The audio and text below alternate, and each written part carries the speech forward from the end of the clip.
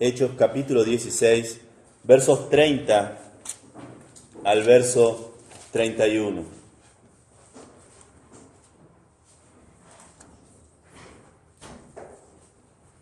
Hechos 16, versículos 30 al 31.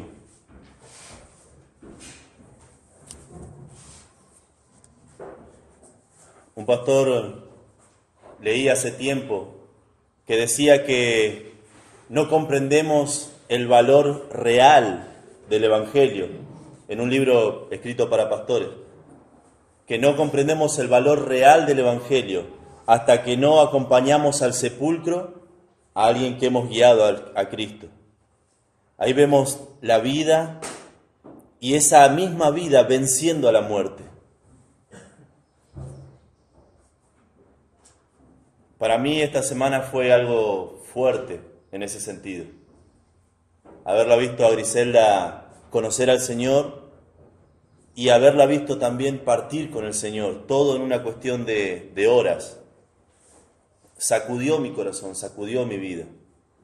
Y en Hechos capítulo 16 tenemos un hombre preguntando algo que Griselda lo preguntó. Si conoces a Jesucristo, ¿lo has preguntado? Y si aún no conoces a Jesucristo, es una pregunta que va a estar golpeando a tu puerta hasta que la respondas. Leemos en Hechos capítulo 16 una historia verídica. El apóstol Pablo, en su segundo viaje misionero, comienza con algunos problemas, y cuando llega a una ciudad llamada Filipos, él es encarcelado, él es azotado injustamente, y en ese momento conoce a una persona que hace esta pregunta. En Hechos capítulo 16 vemos a un carcelero, el que estaba al cuidado del apóstol. Y leemos en Hechos capítulo 16, versículo 25. En el versículo 24 leemos, vamos al versículo 24. Hechos capítulo 16, versículos 24. El carcelero ya lo habían azotado, ya había estado en la cárcel tanto Pablo como Silas, su compañero de viaje en el segundo viaje misionero. Y el versículo 24, hablando del carcelero, dice: el cual, recibido este mandamiento de que lo pusieran en la cárcel de máxima seguridad, o la parte de máxima seguridad de la cárcel, los metió en el calabozo de más adentro y les aseguró los pies en el cepo.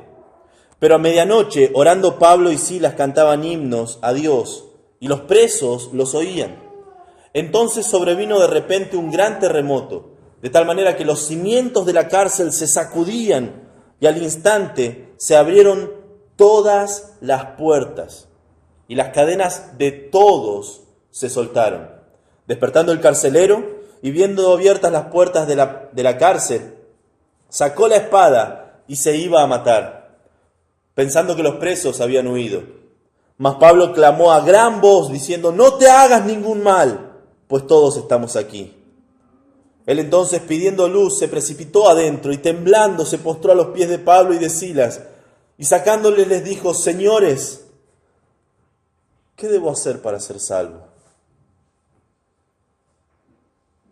Ellos dijeron: cree en el Señor Jesucristo y serás salvo, tú y tu casa. Padre, ayúdanos a contestar esta pregunta en esta mañana, a no evadirla, a no dejarla de lado, a no dejarla inconclusa como un pendiente más en nuestra vida, porque de lo que respondamos o de lo que hemos respondido depende nuestro destino eterno. Guíanos, Señor, a través del relato bíblico y de esta necesidad del carcelero. Él necesitaba saber qué hacer para ser salvo. Te pedimos en el nombre de Cristo Jesús. Amén. Este hombre preguntó: ¿qué debo hacer para ser salvo? Y es una pregunta que la hizo con ansiedad. Él no estaba a riesgo de perder su trabajo, no, señores. Él estaba a riesgo de perder su cabeza. Si los presos se escapaban, él era el único responsable, el máximo responsable. Y su cabeza iba a rodar.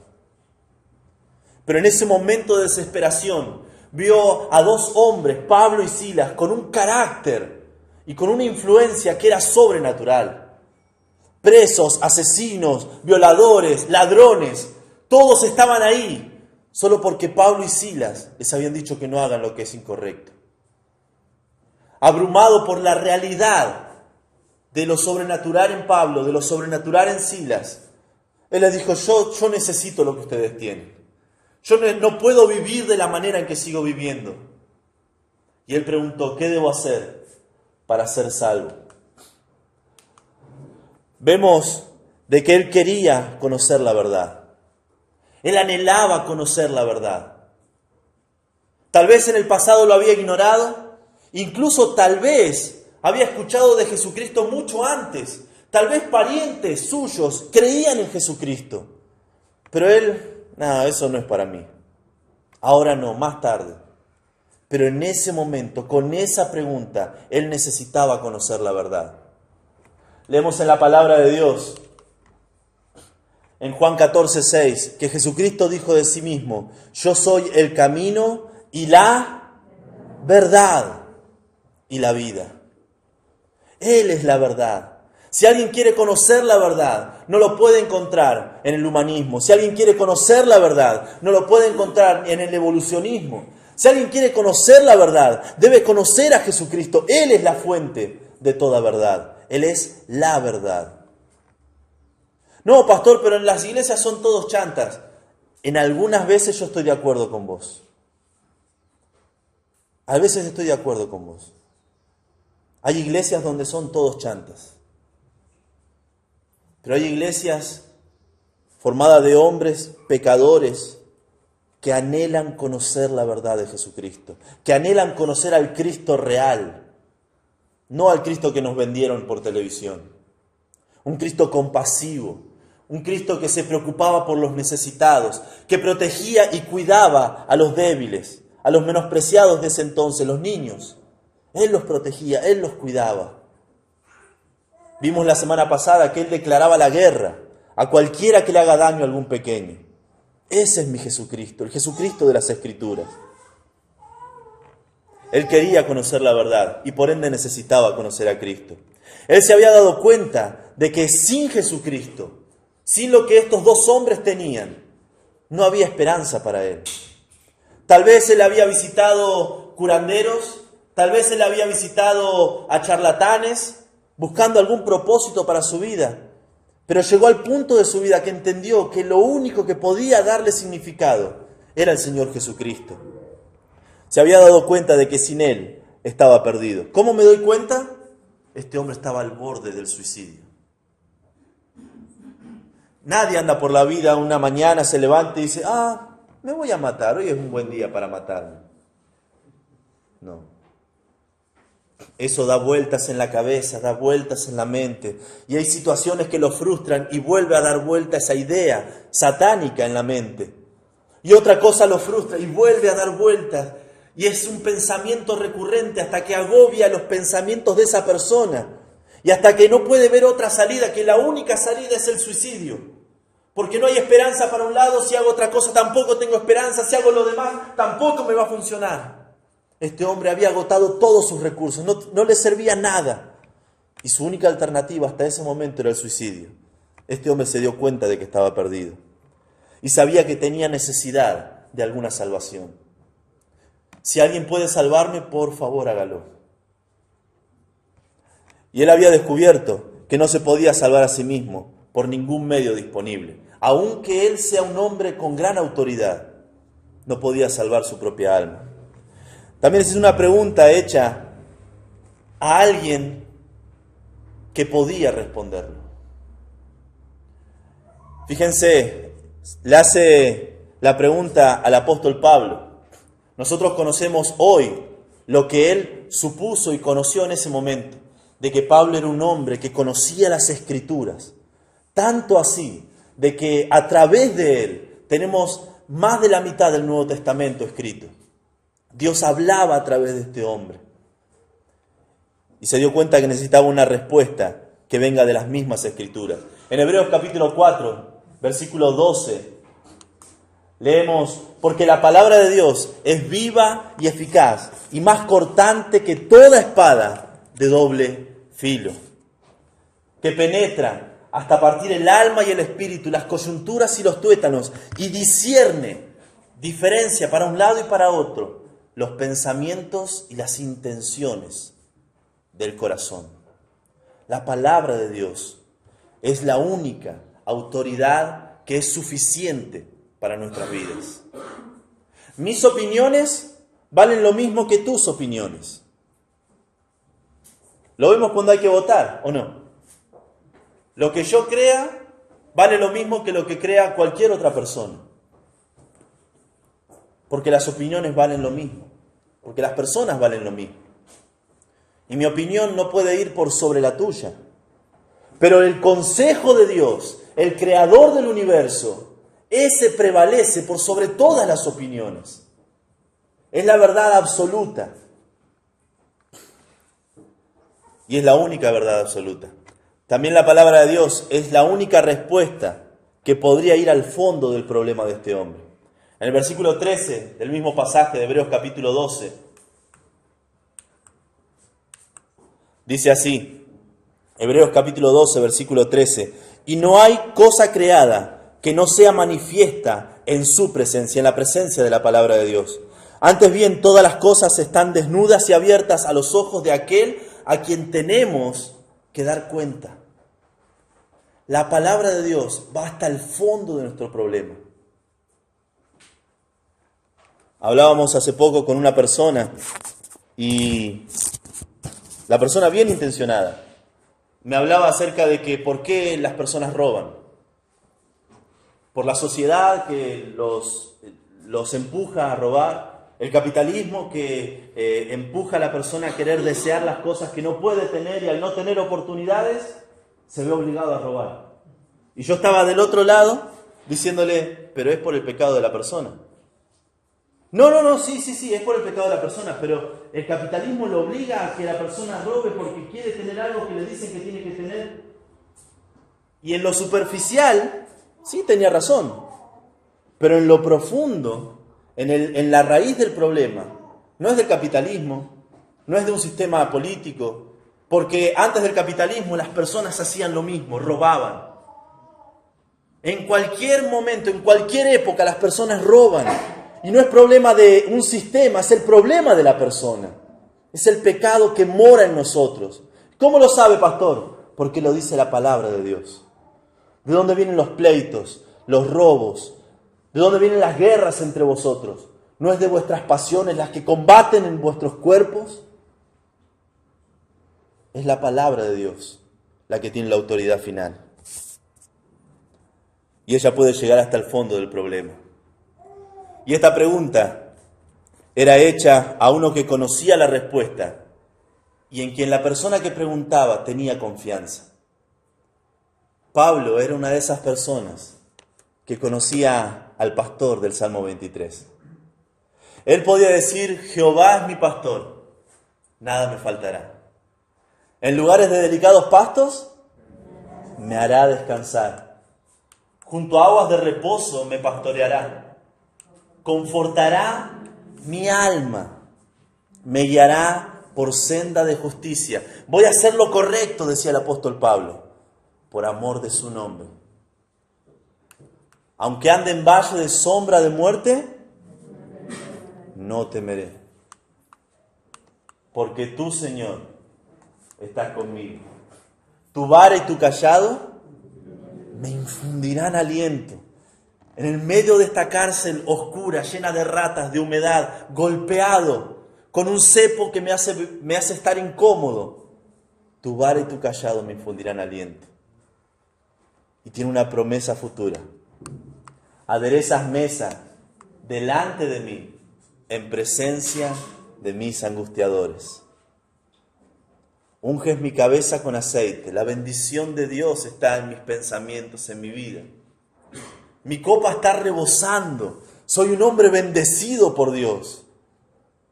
Ciertamente el bien y la misericordia me seguirán todos los días de mi vida. Y en la casa de Jehová moraré por largos días. por toda la eternidad. Pablo podía decir esto, y este hombre sabía a quién se lo estaba preguntando. Y este hombre recibió una respuesta. Lo vemos en el versículo 31. Le dijo el apóstol, ellos dijeron, cree en el Señor Jesucristo y serás salvo. Hay 6 cosas que deben suceder para que una persona pueda estar segura de que ha sido comprado por el precio de la sangre de Jesucristo. La primera es que se tiene que haber oído el Evangelio. Romanos capítulo 10, versículo 17, dice, así que la fe es por el oír, y el oír por la palabra de Dios. No se puede tener fe en el Señor Jesucristo si no es a través de la palabra de Dios. Si no uno cree en algo que le contaron, si no uno cree en algo que imagina, pero nuestra fe está arraigada en la palabra de Dios.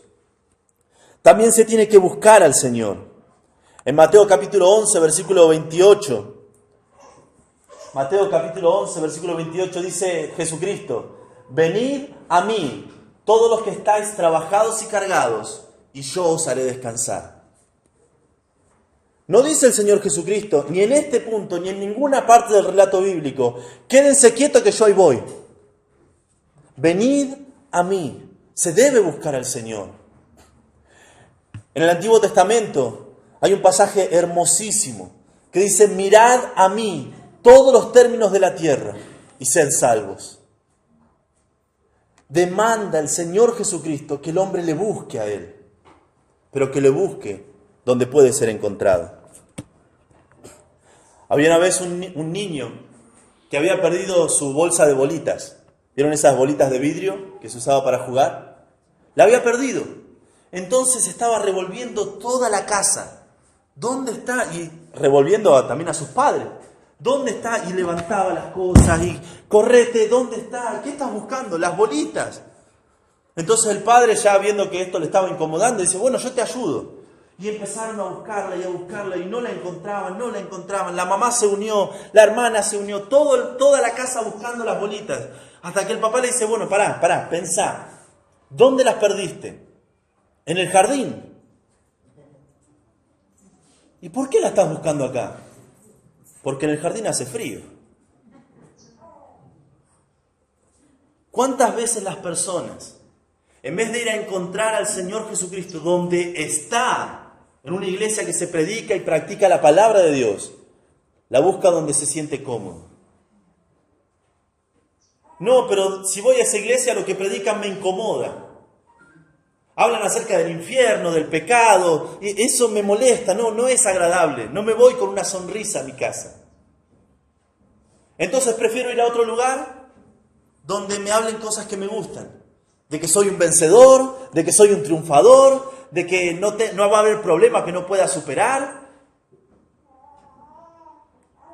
Y en cierta manera, si nos humillamos delante de Dios, muy probablemente seamos un vencedor, un triunfador, y los problemas los podamos superar.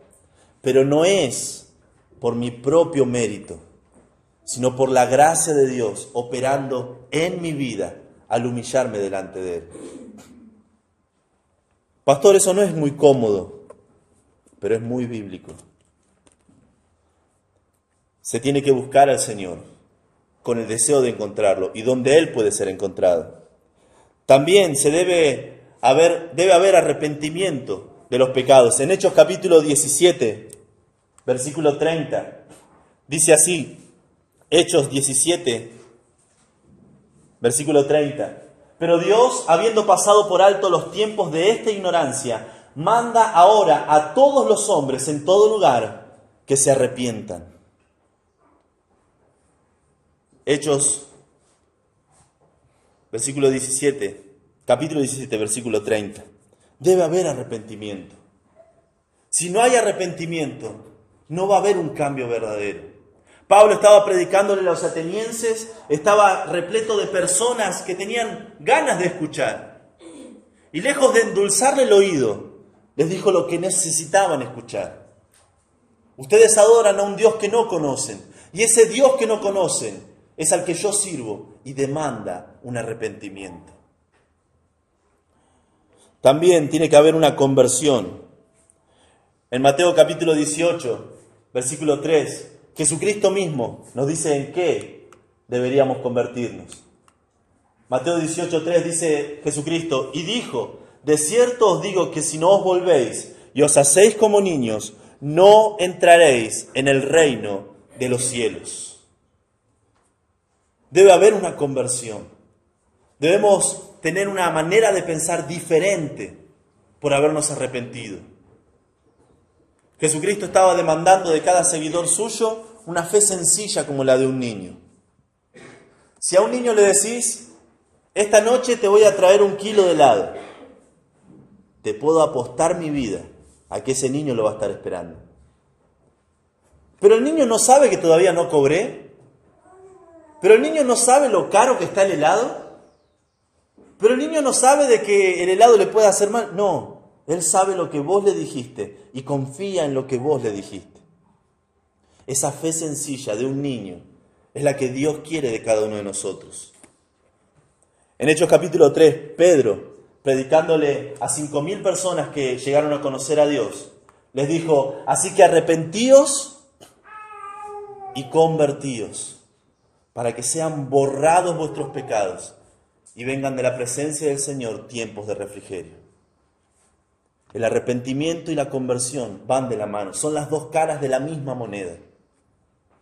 Nadie puede convertirse sin arrepentirse. Y nadie que se haya arrepentido puede vivir de la misma manera. Arrepentíos y convertidos. La conversión es como los papeles de tu vehículo. Es mi evidencia de que soy un cristiano. ¿Lo puedo decir? Ayer nuestro hermano Fernando iba manejando con mi auto, se lo presté para que pueda llevar a la familia, y pasó por un lugar y dice, qué lindo fitito. Y lo miró más de cerca y dice, ese es el mío. Se acercó al taller mecánico y dice, ese auto es mío. Así que vos me vas a llevar el auto hasta mi casa. Con esa autoridad. El hombre que a mí me lo trajeron. Y él sacó su evidencia. Tenía una tarjeta, que era la cédula verde. La cédula verde, que decía que era su auto. El hombre, por más excusas que pudiera decir, gloria a Dios porque encontraste el auto. Encima con un burro nuevo. Amén.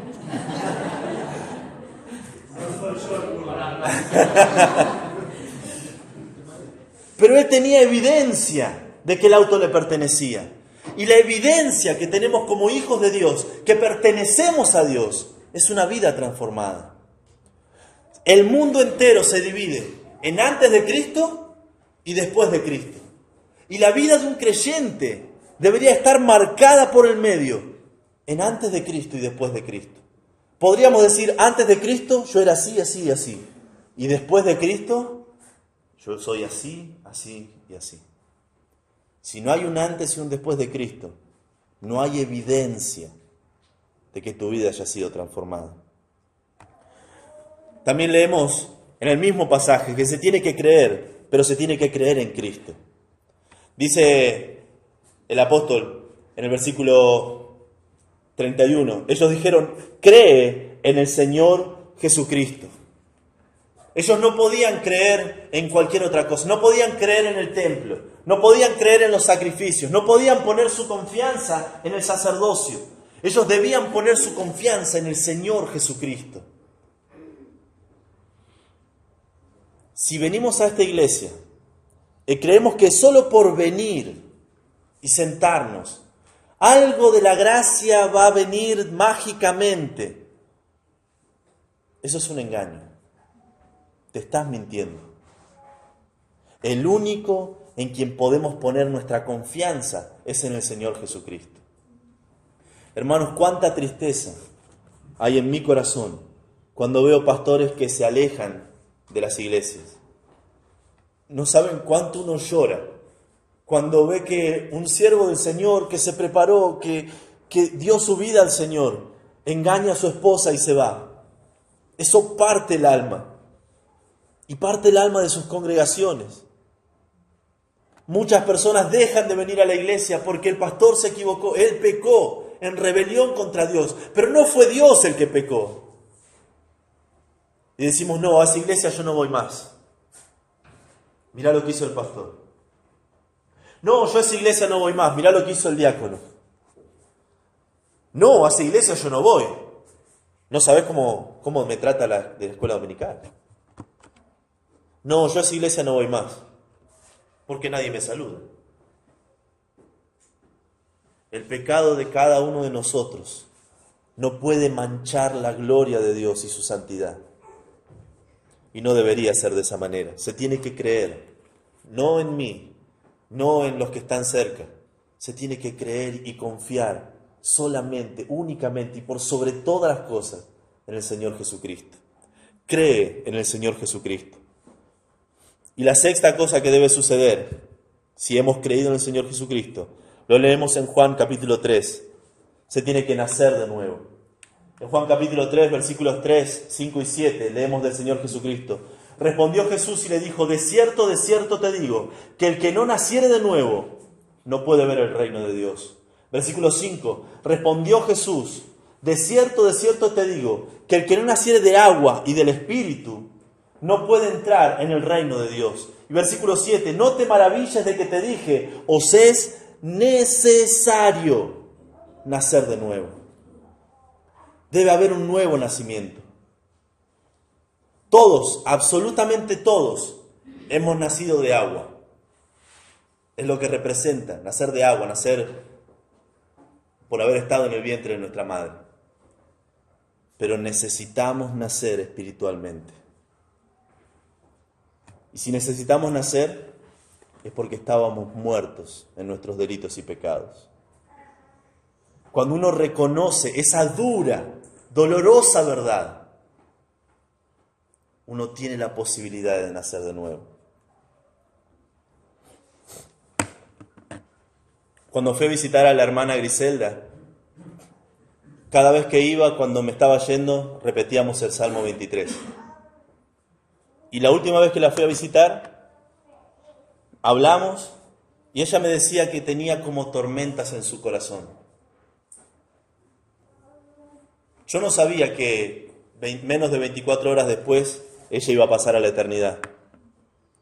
Pero le pregunté si quería saber cómo tener seguridad de que su alma estaba segura en el Señor. Si quería tener la seguridad de que sus pecados eran perdonados y que esas tormentas podían ser perdonadas por Dios.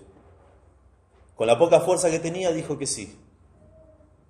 Repitió una oración pidiendo perdón por sus pecados, reconociendo a Jesucristo como la única esperanza para su vida. Y ni bien dijo amén, se durmió. Era como que sus fuerzas estaban dando todo. Y cuando realmente sintió perdón de sus pecados, se descansó. Después de un tiempo se despertó otra vez. Le pregunté cómo estaba. Y dice, por fin hay paz en el corazón.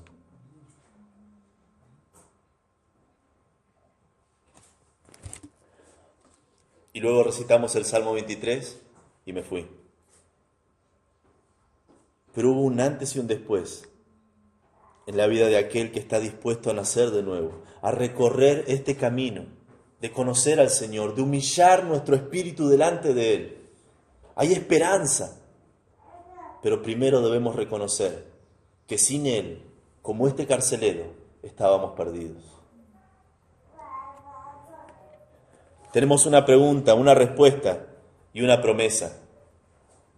Dice, cree en el Señor Jesucristo y serás salvo, tú y tu casa. Hay una promesa de salvación. ¿Salvación de qué, pastor? Salvación de nuestros pecados. Salvación de la justicia de Dios. Dice la palabra de Dios de que por nuestros pecados estamos expulsados, destituidos de la gloria de Dios. La ira de Dios, su condenación justa, porque lo merecemos, está pendiendo de un delgado hilo sobre nuestras cabezas. Y cuando ese hilo de la vida se corta, Su ira justa y santa cae sobre cada mortal. Y lo único que puede escudarnos es la gracia de Dios. Si hemos pedido perdón por nuestros pecados. Si hemos reconocido que merecemos ese infierno. Hay una promesa de salvación. Hay una promesa de redención. Ahora, aquel que no está dispuesto a creer en el Señor Jesucristo, en Apocalipsis, se nos dice, Apocalipsis capítulo 20, versículo 15, y el que no se halló inscrito en el libro de la vida, fue lanzado al lago de fuego. Si no has creído en el Señor Jesucristo, y tu nombre no está escrito en ese libro de la vida de los que han creído en el Señor Jesucristo, tu destino es ser lanzado a un lago de fuego. Sin embargo, leemos en Filipenses capítulo 3, de aquellos que sí tienen su nombre escrito. Dice, asimismo te ruego también a ti, Filipenses escribiéndole a la iglesia, Pablo escribiéndole a la iglesia de Filipos. Asimismo te ruego también a ti, compañero fiel, que ayudes a estas, Evodia y Síntique, que combatieron juntamente conmigo en el Evangelio, con Clemente también, y los demás colaboradores míos, cuyos nombres están en el libro de la vida. Si alguien ha creído en el Evangelio, si alguien ha vivido por el Evangelio, su nombre está escrito en ese libro de la vida. Y esa condena que está prometida en Apocalipsis no es para vos. ¿Está tu nombre escrito en el libro de la vida? No importa tu edad. Tal vez ya estés jubilado, tal vez apenas estás en el colegio. Pero si sin Cristo pasás a la eternidad, solo te espera un lago de fuego. Creer en Jesucristo demanda haber oído el Evangelio, buscar al Señor, arrepentimiento de pecados, conversión genuina, creer únicamente en Jesucristo y nacer de nuevo. ¿Qué debo hacer para ser salvo? Si ya contestaste, de esta manera hay seguridad de salvación en tu vida. Y si aún no lo has hecho, por favor, no dejes pasar esta mañana. Vamos a orar. Padre, te agradezco y te agradecemos por todo lo que tú eres, por todo lo que tú haces. Y porque ese perdón de pecados aún está disponible para nosotros. Señor, cuán grande es tu amor, cuán inmerecido es tu amor, de que nos permites respirar tu aire, haces salir tu sol sobre nosotros y extiendes tu mano de perdón a aquel que quiera tomarla. Quiero preguntarte esta mañana, ¿ya has hecho lo necesario para ser salvo? Es la decisión más importante de tu vida. Si no lo hiciste, te pido por favor que levantes y bajes tu mano. Solo quiero orar por vos después y mostrarte el camino hacia los pies de Jesucristo.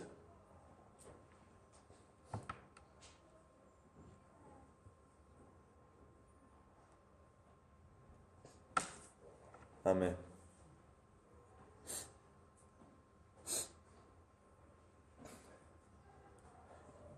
Y si ya has respondido de la manera correcta, ¿qué estamos haciendo para que otros puedan hacerlo? Es una pregunta desesperante. La eternidad depende de qué es lo que van a contestar nuestros seres queridos. ¿Qué es lo que van a contestar las personas en nuestro trabajo? ¿Qué es lo que van a contestar nuestros hijos? Por Dios. ¿Qué es lo que van a contestar aquellas personas que amamos?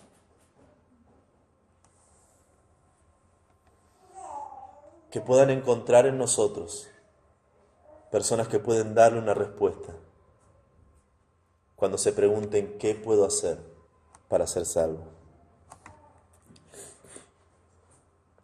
Señor, esto te pedimos y te agradecemos por tu gracia incomparable sobre nuestras vidas. Te rogamos, nos des cada vez un día más para aprovechar y compartir tu evangelio, de que hay novedad de vida solamente en Jesucristo. en el nombre de Cristo Jesús. Amén.